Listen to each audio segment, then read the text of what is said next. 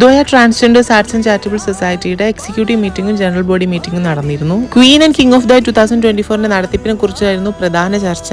രാവിലെ വളരെ ഹെൽത്തി ആയിട്ടുള്ള ഒരു എക്സിക്യൂട്ടീവ് മീറ്റിംഗ് നടന്നു. അതിനുശേഷം ജനറൽ ബോഡി മീറ്റിംഗും നടന്നു. പ്രസിഡന്റ്, സെക്രട്ടറി, രക്ഷാധികാരി, ജോയിന്റ് സെക്രട്ടറി, വൈസ് പ്രസിഡന്റ് എല്ലാവരും സംസാരിച്ചു. എക്സിക്യൂട്ടീവ് അംഗങ്ങളും ജനറൽ ബോഡി അംഗങ്ങളും അവരുടെ അഭിപ്രായം പങ്കുവച്ചു. പിന്നെ സാൻജോ സ്റ്റീവിന്റെ ബർത്ത്ഡേ ആയിരുന്നു.